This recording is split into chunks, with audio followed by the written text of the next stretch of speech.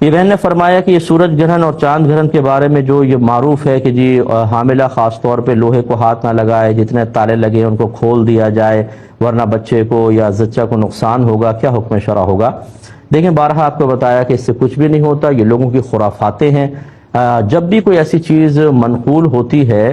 لوگوں کی زبان سے آپ سنیں تو کوئی نہ کوئی دلیل تو اس کی ہونی چاہیے، دلیل کچھ بھی نہیں ہے، بلکہ نبی کریم صلی اللہ علیہ وسلم کے صاحبزادے حضرت ابراہیم رضی اللہ تعالی عنہ کا جب وصال ہوا تو کسی نے یہ کہا کہ یہ اور سورج گرہن ہو گیا، تو کسی نے کہا یہ کہ ابراہیم کی وفات کی وجہ سے ایسا ہوا ہے، تو رحمت کونین صلی اللہ علیہ وسلم نے باقاعدہ لوگوں کو جمع کیا، خطبہ دیا اور فرمایا کہ سورج گرہن چاند گرہن کسی کی موت کی وجہ سے نہیں ہوتے، بلکہ یہ تو اللہ تعالیٰ کی نشانیوں میں سے عظیم نشانیاں ہیں، ان اس کی قدرت کی عظیم نشانیاں ہیں، تو لہٰذا یہ خرافات وغیرہ بالکل ان کی رعایت نہ کی جائے۔ لیکن اس میں ایک مشورہ ضرور ہے، میں عرض کرتا ہوں ایک کال لینے کے بعد۔ السلام علیکم،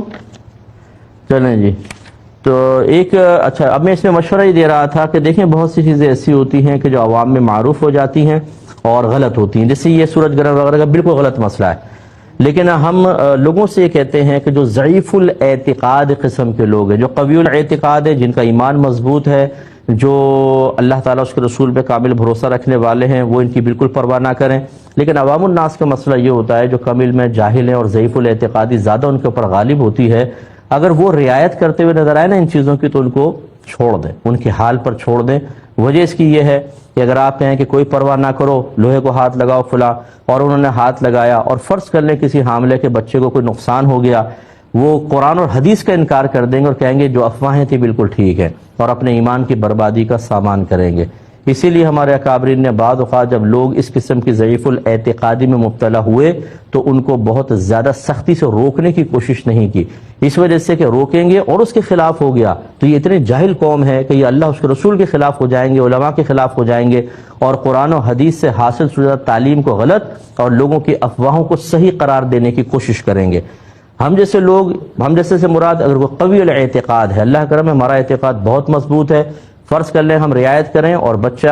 عیب والا پیدا ہو جائے، ذرہ برابر بھی شبہ پیدا نہیں ہوگا، ہم کہیں گے یہ اللہ کی رضا سے ایسا ہوا ہے، نہ کہ لوہے کو ہاتھ لگانے سے۔ لیکن ہر ایک کا ظرف اتنا نہیں ہوتا، ہر ایک اتنا تربیت یافتہ نہیں ہوتا، ہر ایک کا ایمان اتنا مضبوط نہیں ہوتا، ہم پر اکثر خاندانی باتیں، لوگوں کی جو افواہیں اڑ رہی ہوتی ہیں، ان باتوں کے زیادہ اثرات ہوتے ہیں۔ اسی لیے آپ دیکھیں گے کہ قرآن و حدیث سنا لیں عذابات کے، لوگوں کے کانوں پہ جوں بھی نہیں رینگے گی، لیکن ایک پوسٹ آ جائے گی کہ اگر یہ آپ نے آگے فارورڈ نہیں کیا تو ان لکی ہو جاؤ گے، 10 کو فارورڈ کرو تمہاری بیوی مر جائے گی، تمہارا کاروبار تباہ ہو جائے گا، 10 آدمیوں نے اس کو اگنور کیا تھا، آج ان کی حالت دیکھو ہاسپٹل میں پڑے ہوئے ہیں، فوراً سے پیشتر آگے بھیجو تو تمہیں 10 دن میں خوشی بھی ملے گی، پھر دیکھیں ان کا دل ڈر جائے گا، ہاتھ کانپ جائیں گے، خوف زدہ ہو جائیں گے، فوراً بھیجیں گے۔ یہ ہے ضعیف الاعتقادی جو جہالت اور کم علمی اور علمی حلقے سے دور ہونے کی بنا پر ہم من حیث القوم ہم پر مسلط ہو چکی ہے، اور پورے خاندان اپنی جو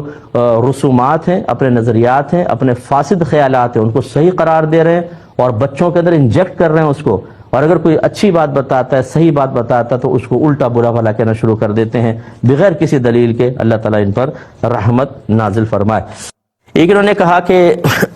یہ چاند گرہن ہوا تو گھر والوں میں سے کسی نے فتویٰ دے ڈالا کہ بالکل سیدھے لیٹنا، دونوں میاں بیوی، اور لوہا کو ہاتھ نہ لگے، اور ہم نے کر لیا۔ صحیح ہے، یہ بالکل کچھ بھی نہیں ہے، یہ جہالتیں ہیں ہماری۔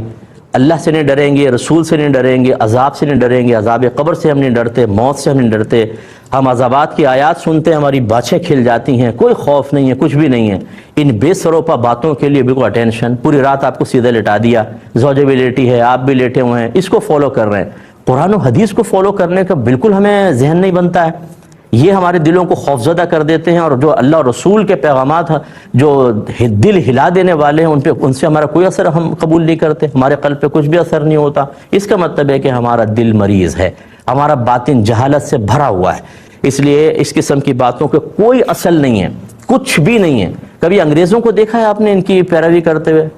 سورج گرہن میں، چاند گرہن کے اندر ان کے بچے کٹے پٹے کیوں نہیں پیدا ہوتے؟ ان کے سب صحت مند اور صحیح پیدا ہوتے ہیں۔ یہ سارا مسلمانوں کے اوپر وبال آئے گا، کیونکہ جہالت ہمارے ہاں بہت زیادہ ہے، علم سیکھتے نہیں ہیں، اور اسی طرح معذرت کے ساتھ ہمارے گھر کے بعض بڑے جو ہیں اس طرح کی بے سروپا باتوں کو گھر میں ایسے نافذ کرتے ہیں جیسے قرآن و حدیث کو نافذ کرنا چاہیے۔ یہ بدعتیں جب نافذ ہو جاتی ہیں دنیا سے رخصت ہو جاتے ہیں, نسلوں کے اندر وائرس سرایت کر کے چلا جاتا ہے, اور ان کے لیے ہو سکتا ہے, اللہ نہ کرے لیکن ہو سکتا ہے عذاب قبر کا سبب بنے, کیونکہ جو جہالت اور بدعت کو عام کر کے چلے جائے. میرے نبی نے فرمایا جو ہمارے اس دین میں کوئی برا طریقہ جاری کرے گا, قیامت تک جتنے لوگ اس پر عمل پیرا ہوتے رہیں گے, اس شروع کرنے والے کے اوپر اس کا وبال ہوگا, اس طرح کہ ان کے گناہ میں کمی بھی نہیں ہوگی, ساروں کا گناہ اس شروع کرنے والا. تو گھر کے سرپرست پہ کتنی بڑی ذمہ داری ہے, اور یہ قرآن اور حدیث بیان نہیں کریں گے, اس طرح کی بے سروپا باتیں ساری رات آپ کو سیدھے لٹا کر رکھا, اور پھر اب بچہ بڑا صحت مند پیدا ہوگا. کیا گارنٹی, کہاں سے پڑھا تھا بھائی آپ نے, نہیں سنی سنائی باتیں. اس لیے ان باتوں کی ان کی پرواہ نہ کریں تو بہت بیسٹ ہے, آپ کی باقی مرضی ہے.